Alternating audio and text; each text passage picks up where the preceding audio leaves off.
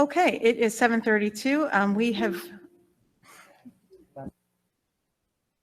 It's 7:32. We had previously called the meeting to order and went right into executive session.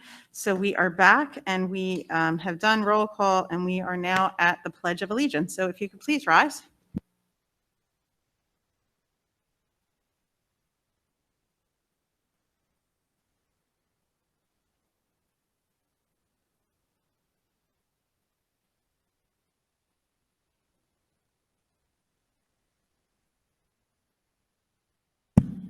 Okay, we are on to E of our agenda under special presentations, which there are none this evening. Superintendent's comments, Dr. Forte. So all schools are open. That's a good thing.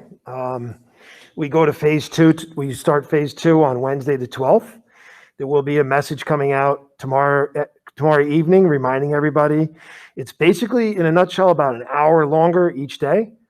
But there was some specific things that were emailed out and they're also posted online. Thank you to Denville Strong for donating $10 gift cards for every staff member from local businesses for Staff Appreciation Week. That was Mr. Anderson was able to drop them off in the afternoon on Friday, which was great. And today I delivered them to the schools and everybody was very appreciative. So thank you, Mr. Anderson and your team. Valley View graduation is set for Morris Knowles, the athletic field, so the stadium. We will use the same setup as that Morris Knowles uses. Morris Knowles graduation is the week before. The time is going to move to the AM. More information will come this week to the parents. Right now, it's settled. It was set for late afternoon, but it did say in the notice that the time might be adjusted. So we are going to move it to the morning, and that will give us the flexibility to adjust if need be for weather conditions. So right now we have one positive case in the district. Isn't that great? One.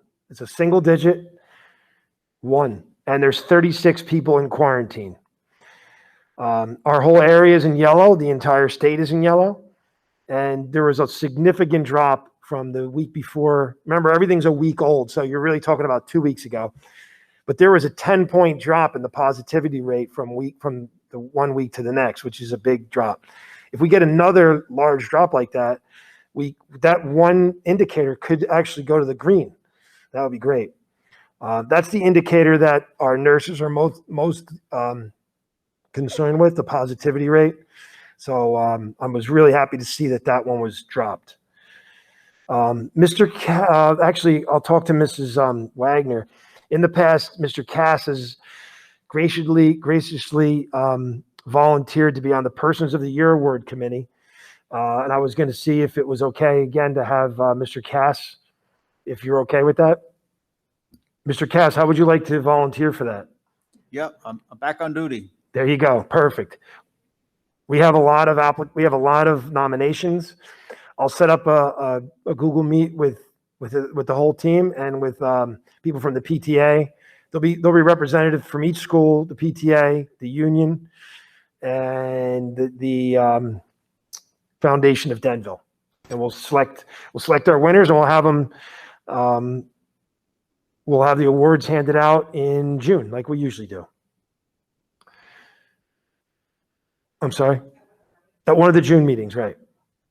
Let me give you a little update on Valley View athletics, which is great to say because I typically do say this and I haven't said it in a long time. So we have baseball and softball both underway. The baseball team's 1-0, softball's 0-2, but softball's been very competitive, so they're looking for to turn some of those around. It's great to see that the season's underway. We also offered an intramural cross country, and we have 23 students signed up for that, and that's already been underway. And mark your calendars for this important 2 days. We are going to host 2 games on the new field. There'll be a baseball game on May 25th and a softball game on May 27th. By then, the field will be groomed, lined, and the new netting will be installed prior to the game. The field doesn't really open until the fall, but I don't think there's any harm in letting 2 games go, and they're going to have 1 practice on there too. So they just don't want us to overuse it. That doesn't sound like too much, but we have to let. I don't know how the kids could look at it every day and not play on it. So we got to give them a shot. So that's our plan. So May 25th baseball and May 27th softball. Typically we'd have like both at the same day, but because of COVID, the districts don't want to send too many kids on the bus. They only send 1 bus, so that's why they're home and away. So I'm looking forward to being there for those 2 games. That's it for my comments. Thank you. Thank you, Dr. Forte, and I agree, the fields look amazing, so to have kids drive by every day and not be on them at all is probably a bit torturous. And we have a pretty big softball guy in the back here, Mr. Cifredella, whose daughter played softball with my daughter and was coached by my wife and him for I don't know how many years. So did you check out the field yet? Okay, thank you, Dr. Forte. On to Assistant Superintendent's comments. Dr. Cullis. No comments at this time. Thank you. On to the Business Administrator's comments. No comments at this time. You guys are very quiet this time. You made all your comments last week.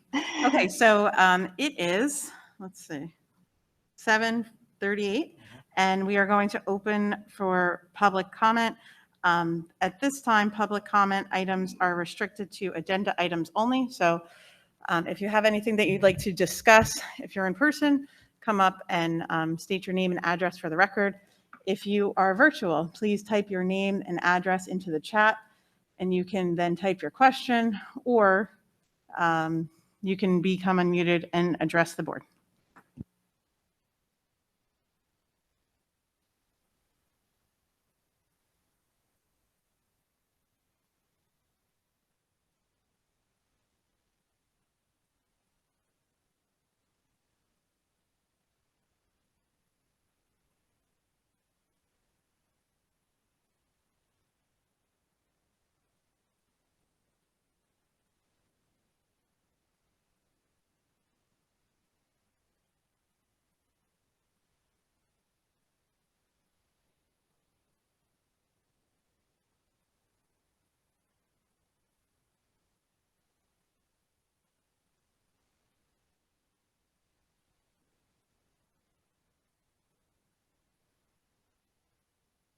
Okay, I'm going to read a comment from Sanjay Iyer. Thank you, Dr. Forte, for those comments, though I just joined in. On the agenda items, I'm looking to Mrs. Sardanapoli to have a greater career as principal at Lakeview, where I attended elementary school more than 30 years ago. Mr. Sanjay Iyer, 14 Knoll Drive, Rockaway, New Jersey. I live in Denville Township, but have a Rockaway mailing address. That was very nice words of encouragement. Thank you. I'm sure she'll appreciate them.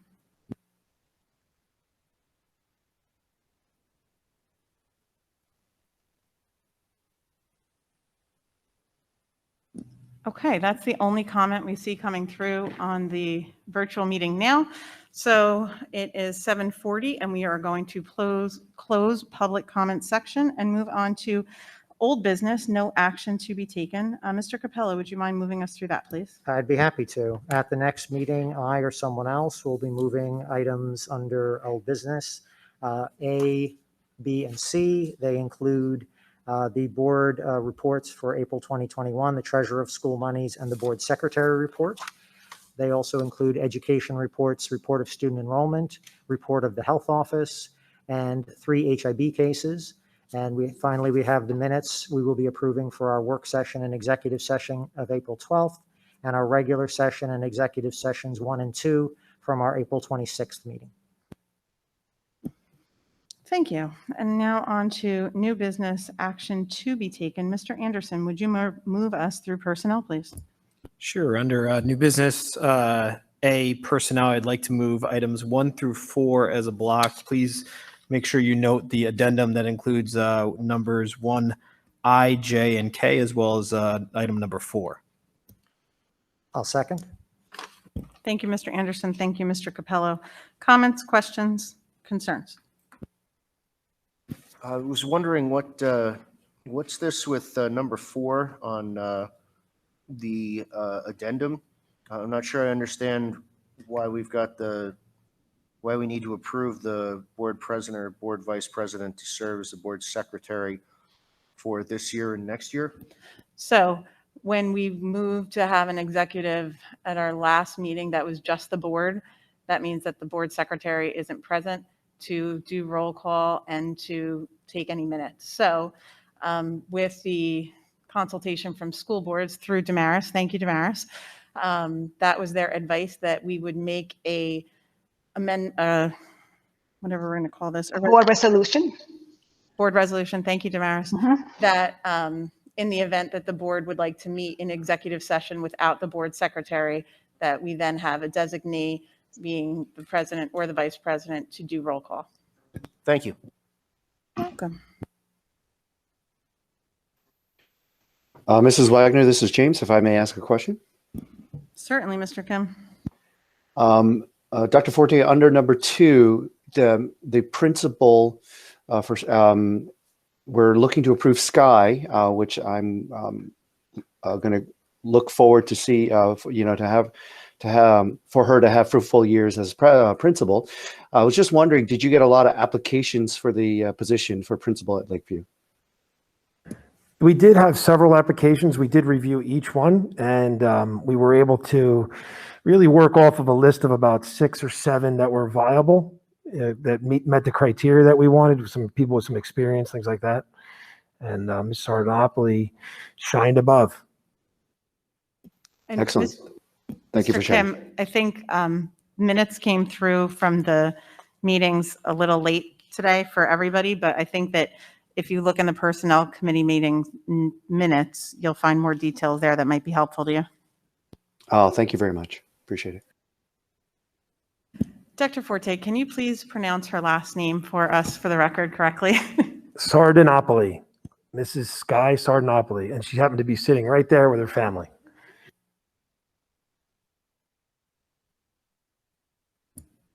Anything else? Just real quick, I think we've got a few retirements on the agenda, so I'd like to obviously wish well to Mrs. Van Dreit and Mrs. Harris and thank them for their service as bus drivers to the district, as well as perhaps prematurely, but I don't think so, say congratulations hopefully to Mrs. Sardanopoulos for, and you know, you've got big shoes to fill. I'm confident based upon what we've heard from Dr. Forte and Dr. Cullis and everyone who's had interaction with you, that you'll do a great job. And we look forward to having you continue to develop your career and help the kids out at Lakeview like you've done at Riverview. So.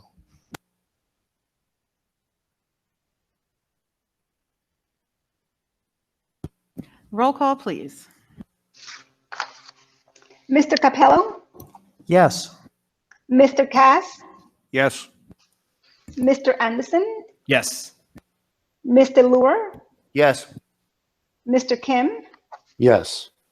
Mrs. Wagner. Yes.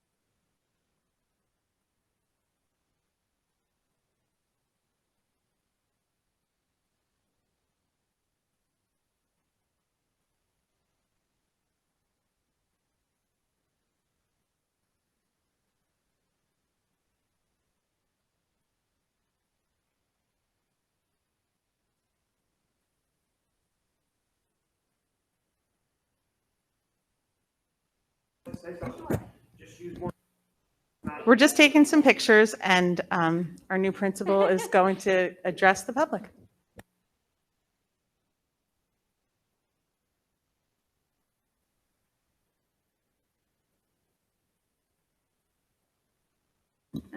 You're You're good? Yep. Okay. Hello, everyone. Good evening. When I joined Denville Township School District, it truly struck me as a place so truly dedicated to excellence in education. And I'm absolutely honored to be continuing my journey at Lakeview School, which is a truly remarkable place with remarkable staff, amazing students, and wonderful families who support the mission. And I can't wait to continue to build upon the amazing foundation that Ms. Baisley has laid for academic and social and emotional growth, and to work closely with Mr. Scala to make each and every student help them grow and best meet with success. It's an honor, and I'm so excited. Thank you.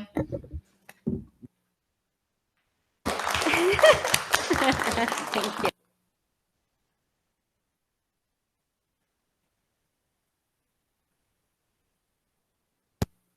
Congratulations, and you do not have to hang out, by the way.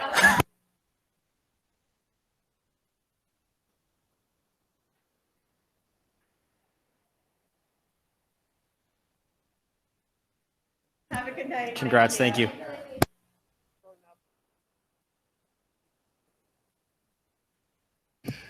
We will have an introductory letter to send out tomorrow as well.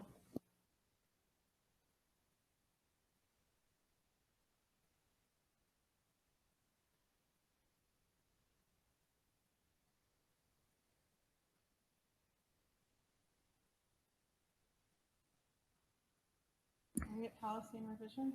Nope. Following that? No action, new business, no action. Want me to walk through that? Yep. All right, at our next meeting, myself or someone else will walk through several personnel items that are indicated on the agenda here under no action to be taken. It would be items 1 through 6, including new hires, resignation, retirement, extra pay, salary adjustments, as well as a list of salaries and rates for 2021, 2022.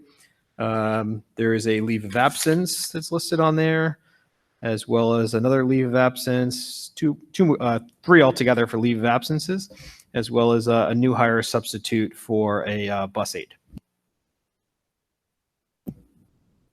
Thank you, Mr. Anderson.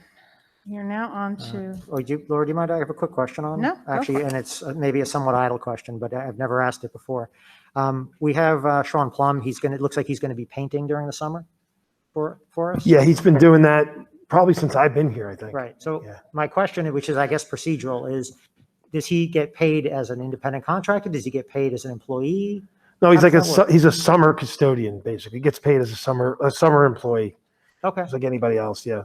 Okay. So it doesn't run afoul of any union issues because it's a totally different kind of position or type. Yeah, because it's kind of job? posted with a different rate. Okay. It's a non-union posting job, and he's been doing it since before I was here. Like he might be doing it for like 15 years or something. No, it's okay. I mean, I just curious. I never really thought about it, but it says teacher, so I'm just kind of curious. He's been terrific too. Just so you guys know, to take a second, he really gets a lot of painting done in the summer. Like, you know, we're pretty fortunate that we pretty much things get painted every 5 years. Like we're on like a cycle like that where, you know, if it's big jobs like a gym or something like that, we have to hire a contractor to get up high and all that. But typically, you know, classrooms, hallways, things like that, they're getting painted on a 5 or 6 year rotation.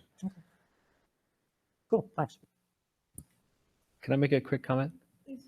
Since we're talking about it, I just want to say, Dr. Forte, that I've been impressed with the change in colors at the schools, honestly. I feel like we used to buy whatever was on sale for paint. It was like the most hideous colors you could possibly imagine. And we've actually moved to like a color scheme that makes sense. So thank you for that. Yeah, I noticed that too. It is nice. It's better than that bland, like off-white, like that color. Like a like that. flesh Everything's color. Like that. and Yeah, yeah. I'm not sure. I think there's a backhanded compliment in there somewhere. I'm not sure. What we did before was really terrible. It's, you know. it was horrible, but you're doing better. Good job. It was like the same colors though in every school from 1960 till now. It was horrific. And now, anyway, sorry, totally off topic. Along B&G line, Steve, I have a question. We talked about air conditioning the units before, and the last we talked about it, you said you were going to have them start moving on putting them in.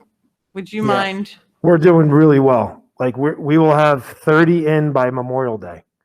So Right now, we're just really waiting. The electrician has to catch up to us, our install. So the goal was to have 30 air conditioners installed district-wide by Memorial Day. Thank you very much.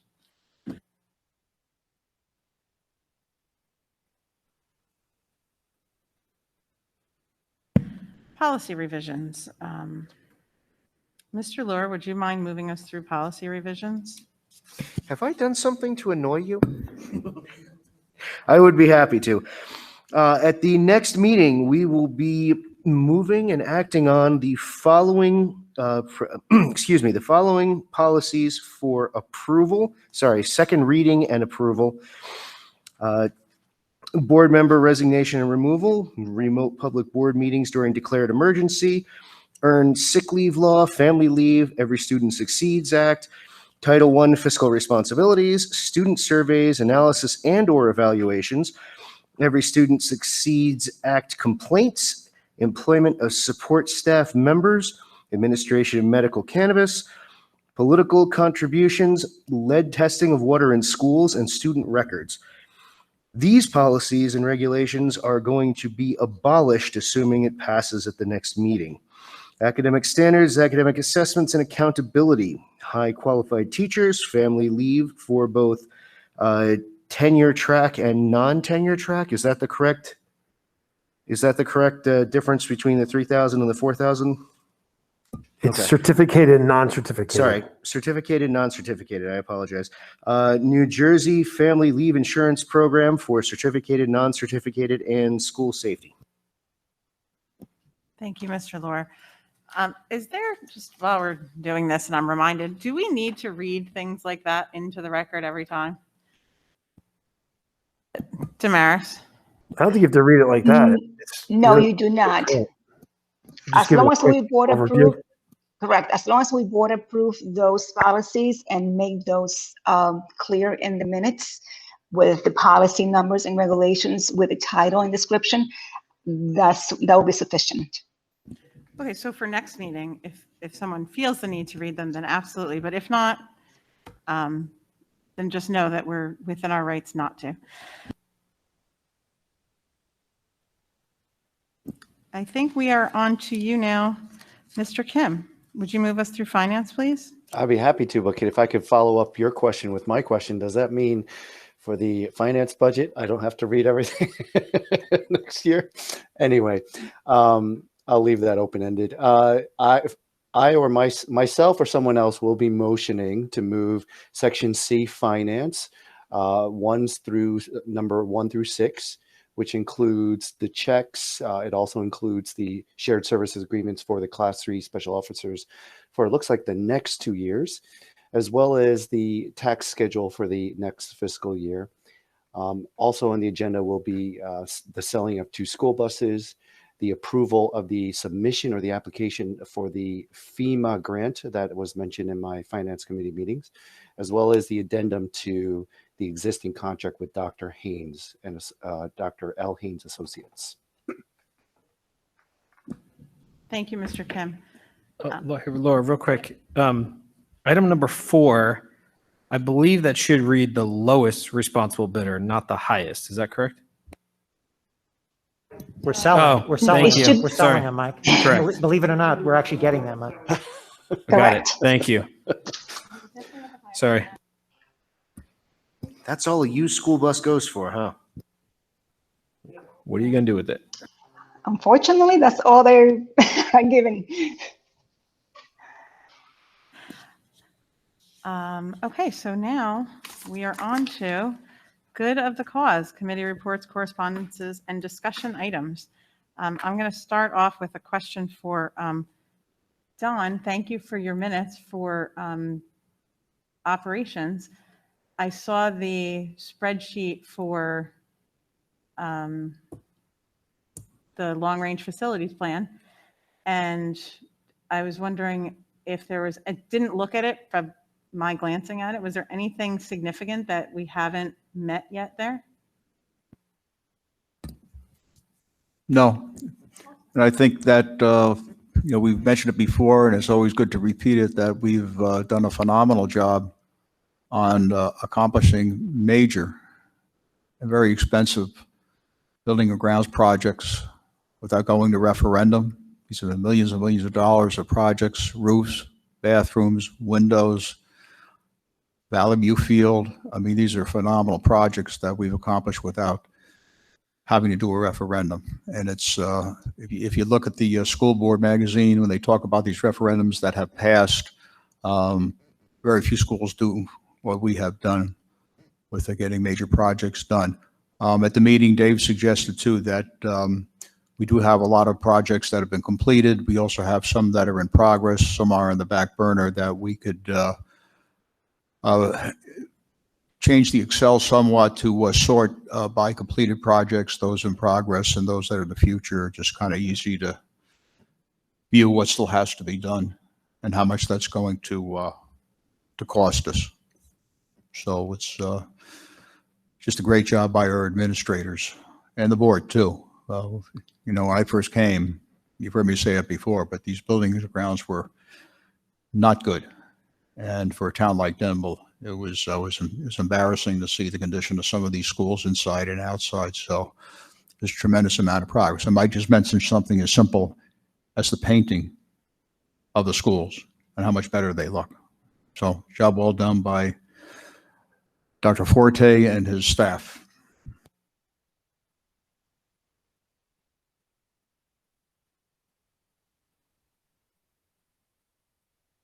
I guess the public can't appreciate, like, we're looking at the list of, how long's the long-range facility plan timeline? The When last was it long-range last done? facilities plan we had was started like the year before I got here. So we're redoing it now, and it's supposed to be between 5 and 10 years. So to look at a project list that's rather lengthy, pages and pages of an Excel spreadsheet, and see almost everything ticked off and paid for with district money, extremely impressive. So congratulations, everybody. Yeah, it was great checking everything off. It's a great feeling, like check, check, check, check. Yeah. You mind if I have a quick question? Yeah, one thing I should add in too, that the long-range facility plan is a blueprint and like a Gantt chart of what needs to be done. You can't, you know, do everything in a week or even a year, but you chip away at it to make sure it gets done. You know, when Barbara Loon was here, she used to say that, you know, number 20 on the list eventually became number 1 and it got done.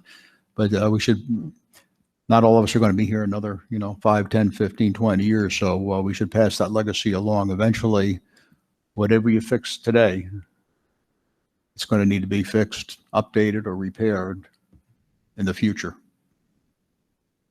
It's important to keep that long-range facility plan right in front of you and make sure those things are getting done. You don't want those surprises. All of a sudden, you have a boiler go, or you know, your window's rotten out.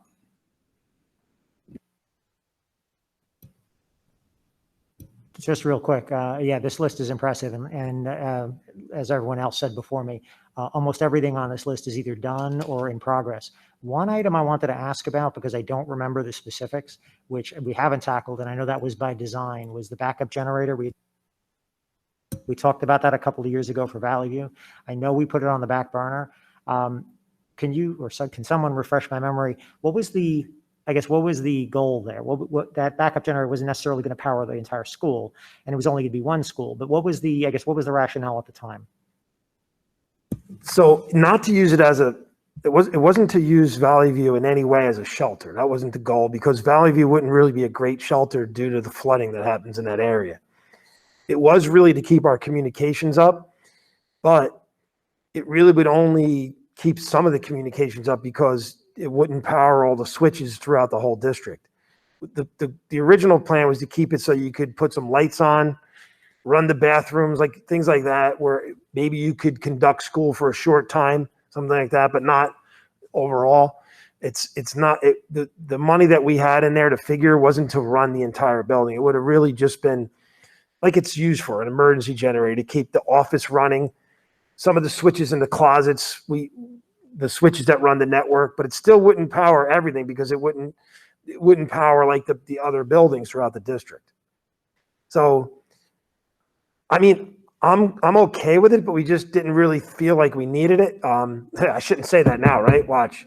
But we do have, what's it called, a UBS, right? And how long does that last? Like a day? Yeah, it keeps the servers up and the system up for a while, but again, it's only in that small room. So if the power went out throughout the building, the other systems wouldn't work because I have it on. Oh. This microphone I don't think works very well. Yeah, I can hear you now. Yeah, so it will power the server room for a day or so. There's really not much in there anymore because most of the things that we use now are in the cloud. But the phones, the internet, those things are in there. But as many know, as you branch out to the other areas in the school, they can't all wire back to that one room. It's just not possible. So the other rooms would not be hooked up to it. When it first came out, it was like Genesis might be hosted in-house, so we didn't want to lose that. But now it's out in the cloud. It's not as important, knock on wood again, as it was back then because of the fact that like we have been moving into the cloud that we can access. We could still put out our communications. Like we could still send an email out if we could get power somewhere, right? We could put email out to the public. So I think that's why we kind of just put it on the back burner. So that was my next question, just as a follow-up. So let's say, God forbid, we had another Sandy or something like that. The town itself is without power. Can we still communicate with the community? Well, we could communicate with the community through cell phones and sending emails. And as long as they had the power to charge their devices and get their devices, absolutely. I mean, what we have seen now, truly through this whole pandemic, is that we can operate the entire district remotely and nothing really comes back into the schools anymore. When we're teaching hybrid, then it is in the schools and also remotely. But when we were out or closed completely, we were able to function fine without anything needed in the schools. I think the main thing that is in jeopardy in the schools when something happens is the internet out and the phone lines. And if you're not in there, you really don't need the internet out and you don't need phone lines. So I think we've come to a point where we're not as reliant on that as we were before when we were looking at the generator backup. So yes, we can contact people a lot of ways as long as they have a way to receive the communications. This is a fairly large project too, what we're talking about. It's not like what you would see in your house. It's a large unit. It most likely would run on diesel. So you'd have to have somebody come and, service the diesel, use some of the diesel fuel sometimes. We might be able to put gas, but they weren't sure. That drove up the cost significantly. So it's not that I'm opposed to it, and I don't think we should remove it. I think we should keep it as something we think about. Just continue to see whether or not the need arises. But for right now, I just don't see that it's a priority. I could tell you that town has had nothing but trouble with the generator for this building. Nothing but trouble. Like tens of thousands of dollars have gone into maintaining it for almost no usage.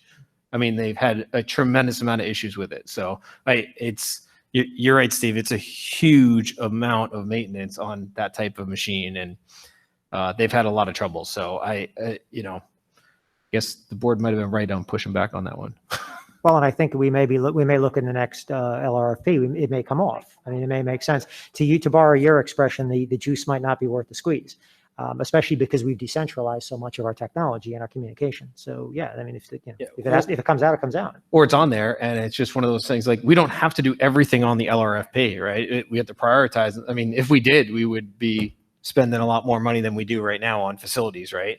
So we never get everything done on that list, because some of the stuff we just may look and say it's something we just don't want to prioritize and therefore spend money on at all. So. Well, like some of the cosmetic things come up and then you want to do it, but then, oh, wow, we got to do a roof. So yeah, sometimes you're doing something for the second time before you get to this one of the things for the first time.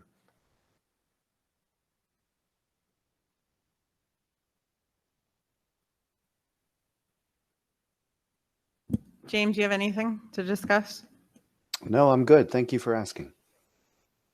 I got one quick thing.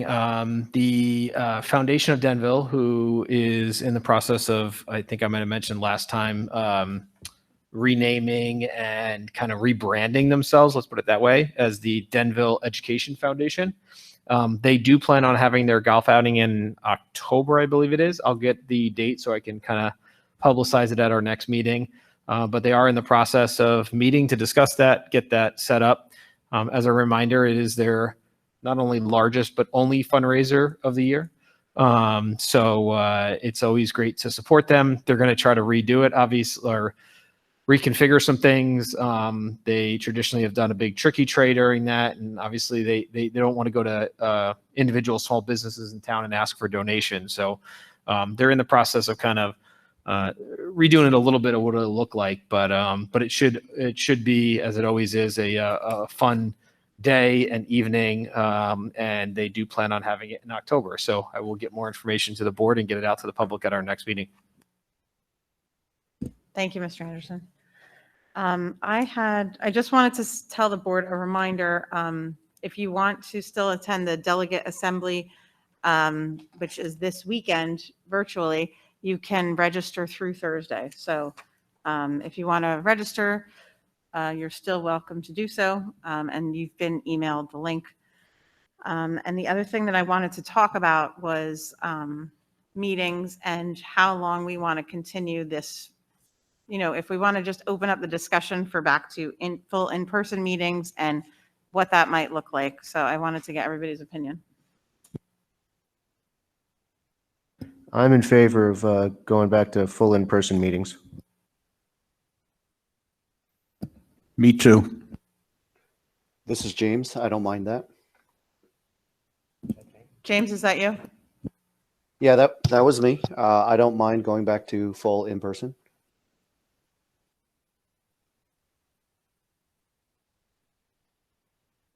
Mr. Kim, if you can hear me, you're muted. Hello, can I? Now you're good. Yeah. So again, I am okay with going to full in person. I'm Still okay haven't- with obviously in person since I've been in person, but I will say I think we should discuss the public's engagement as we've been able to introduce this new method and see if it's something that we want to continue more for the public than really us. I mean, they're able to come on, make a comment, and then leave if they wish, as opposed to coming to town hall to make a comment. You know, it's got some value, I think. So just something to think about. Well, I think that that's a great thing. And Steve, I don't know if you've already had conversations with Matt about whether even when the board decides they're comfortable going fully in person, if we can continue to keep it open for the public virtually and what we need to do on the legal end of things. Yeah, I can ask him. We could do also another version where it's just a stream and no interactivity, meaning the people at home could view the meeting, and if they really saw something they liked, they could come down and come to the meeting. So I don't know how the board feels, but I agree with Mr. Anderson that I think it's a great tool. If I can hop on a public meeting and I can listen in and hear exactly what they're being said, and then wait my turn online and not have to leave my house and my kids to do that, I think that that's a great benefit. And as long as we can take advantage of it legally, I'd like to find out, you know, I'd like to continue to do so, but I'd also like to hear the thoughts of the rest of the board. The other thing I just want to add is that, you know, I do think there's value as somebody who occasionally travels for work. Evenings don't always have work for me to do. I'm often in a hotel room. So if I had the ability to get on when I was traveling and attend the meeting, I know we can do some call-in stuff, but I think that this aspect seems to be a little more engaging. It's not something I would plan on doing on a regular basis, but certainly if I was traveling, I think it's something that I'd take advantage of. So just me personally, I think if we could continue it, like you said, legally and appropriately, then I'd be in favor of it. I do know it does take a lot of work and effort, and I appreciate it, but I think that probably has a lot of value in it from both a public standpoint and just my personal ability to get on if I'm not in Denville.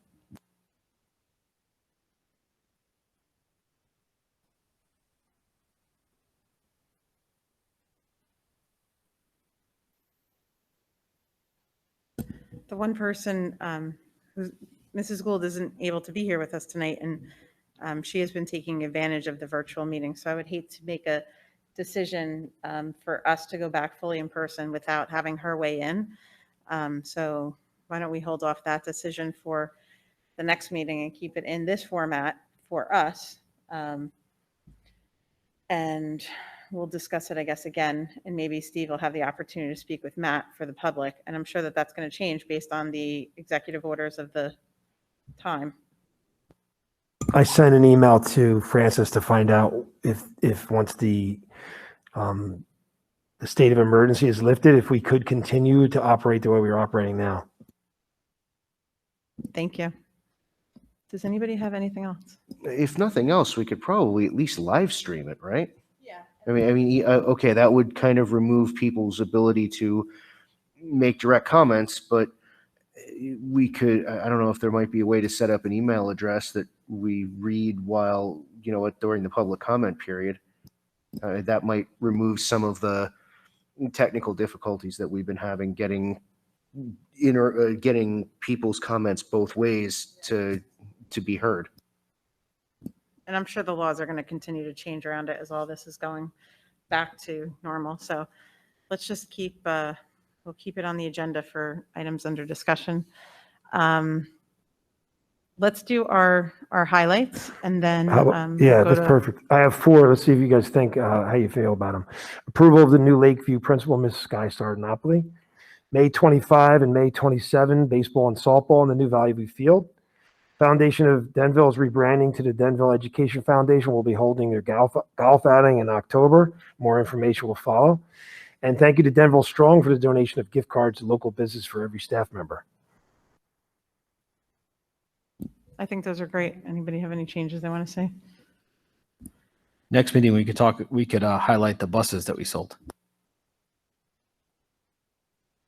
You bought one of them. You bought one of them, didn't you? Like I said, tell it like it I was excluded. I wasn't a responsible bidder. You're gonna Okay, take- so with that in mind, it is 8:14 and we are going to open up for our second public comment section. If you are online, since nobody else is here, and you would like to comment, please type in your name and address for the record, and we will either ask you to type in your question or feel free to unmute yourself and address the board. While we're waiting for that, that reminded me that I would like us to add to the agenda language our part of our public participant in board meetings policy language. And I didn't know if we needed to do that where we have the open public comment sections, both of them. I think going forward, it might behoove us to have a brief statement that who's ever running the meeting reads that says, a short synopsis of what the rules are that you can address the board and you have up to 3 minutes to speak. So I guess, Damaris, the question is for you, as long as the board agrees, is there something that we need to do in order to just not change the policy, but add the language into the agenda? We can add a summary of the language before the open public, the meeting is open to the public. Yes. Does anybody have any objections to doing that? No, I think it's a great idea. Wait, just to clarify, Ms. Gorowski, did you say you're going to add it to the agenda or you can mention it during the meeting? I'm not sure if I understood what you So, were Mr. saying. Kim, what I'm asking for is that we have kind of a statement, just like the opening meeting statement that I read every meeting. I think it would benefit us to see a statement that summarizes our public open comments policy so that there's no miscommunication or misunderstanding between the board and the community about how we run our meetings. So just a brief synopsis that says, we'll open the public meetings.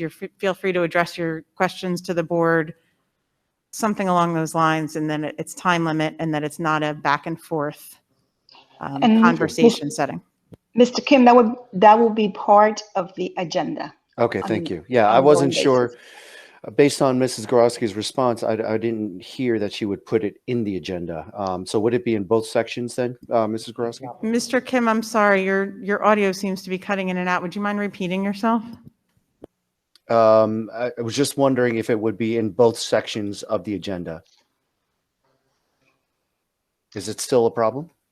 No, it should not be a problem. No, I can hear you. I think we're saying, if you're asking if the comments would be printed in both sections, then yes, it would be printed there for us to read in both parts. Great, thank you.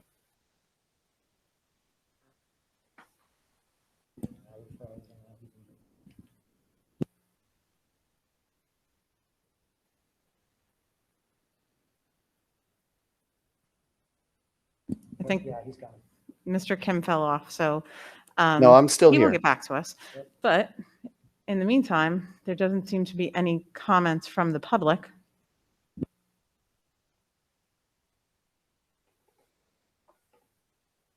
See him. So, Mr. Kim, because we're having some difficulties, I would just say that if you wouldn't mind emailing me or calling me and letting me know your thoughts in case you can't get back on before we end the meeting. It is 8:18, and seeing no comments coming through from the public, we're going to close the second public comment section. We do not have a need for a second executive. Move we adjourn. Second. Thank you, Mr. Lure and Mr. Capello. All in favor? Aye. Abstentions or against or abstain? We are adjourned at 8:18.